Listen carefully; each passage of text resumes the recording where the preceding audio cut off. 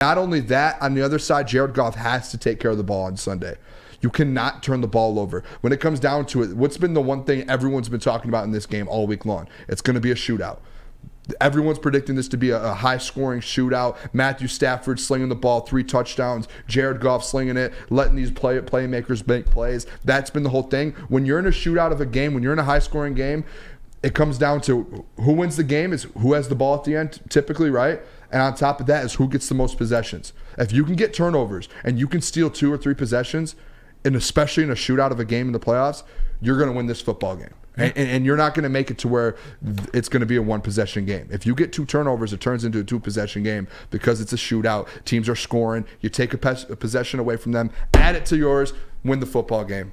Oh, yeah. But to be able to get into a shootout, my key to victory, the Detroit Lions need to neutralize the dynamic duo on defense that is Aaron Donald and Kobe Turner. Hey, I like that. Pressure up the middle is the biggest issue. Jared Goff, if he gets pressured up the middle, that's where he struggles the most.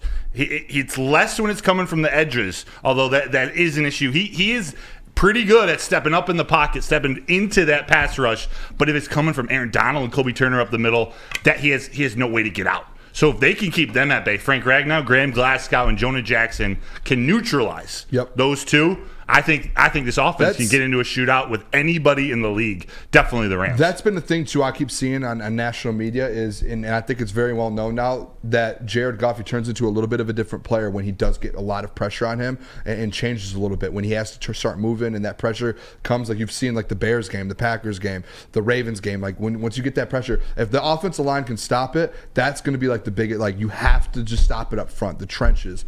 KG? Yeah, I'm not so much worried about the offensive line. If we go back to that last Vikings game, I had a crazy stat. I think it was from PFF.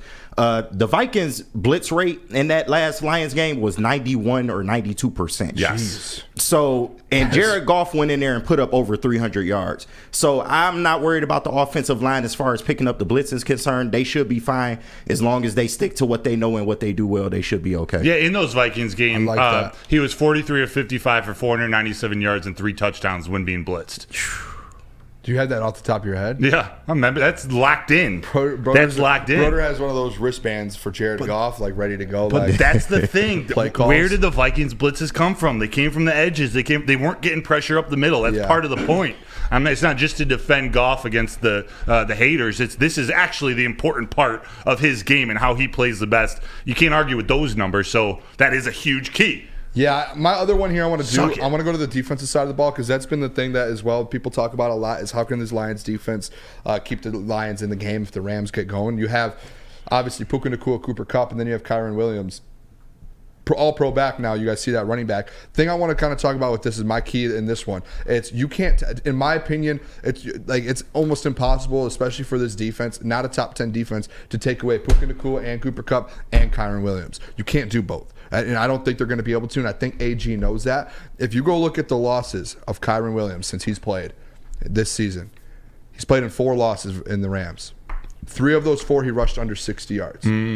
To me, one of the biggest keys to this game is what you're great at is stopping the run. Take him out of this game completely. Every time they win, yes, the receivers might go off. Kyren Williams goes off. He goes off for over 100 yards, 80 yards, 90 yards, a touchdown, 2 touchdowns. You take him out of the game. You can't do both. Pick one, take the run game away. You just took half of their offense away. 0 chance they beat you if you take that away. They have no chance. They need their full offense to go out there and outscore you. They need it. Yes. If you take one of those aspects away from that team, take Kyren Williams out, hold him to 50 yards, you're going to win the football game.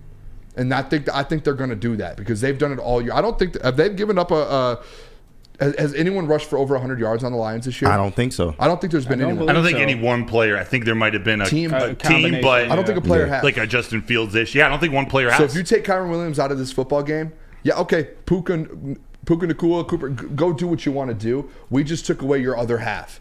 You're completely that 3-headed monster. We took one of them away. Now it's over. Now it's tough for you to beat us because you don't have that run game. Now our safeties, our secondary, they're able to play the pass more. And if you can stop the run. Yeah. If that defensive line and Lee McNeil, those linebackers, if they could stop the run, they're in for some trouble. Yeah, I swear we didn't plan this, but nice transition in, because I'm confident that the defensive line and that linebacker core of the lines is going to stop the run, or at least I'll use the word neutralize again, which makes it you got to slow down Puka Nacua and Cooper Kupp. They're going to get theirs, but you got to slow them down. You can't give up another 200-yard game to a wide receiver with the type of whether it's Cooper getting 200 or Puka Nacua. The other one is much better than Jordan Addison, than Brandon Cooks.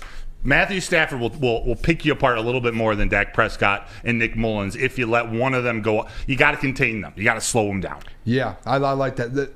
My only one, I'm not even going to do my third one. Okay. Because my third one was just dominate the trenches, and that was basically what we just talked about. Love it. Outside of turnovers, it was just like offensive line has to be like you're the number one offensive line in the NFL for a reason per PFF.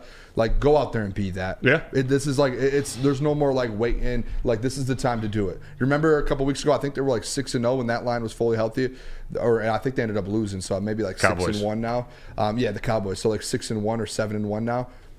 You have your go out there and dominate. Yeah. Let your running back duo do that, and the defensive line disrupt Matthew Stafford and stop the run. I'll give you my last one real quick. The rookie class that shows up more wins this game.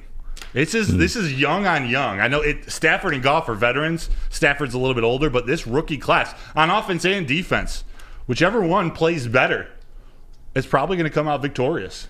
Yeah, I agree. I like that. Yeah. Jameer Gibbs, hopefully Laporta's Branch, Campbell, Laporta, Puka Nacua, Kobe Turner, Byron Young, Steve Avila. I forgot we were talking in the chat. Steve Avila, underrated, probably a top 10, inching on top 5 guard already in his rookie season.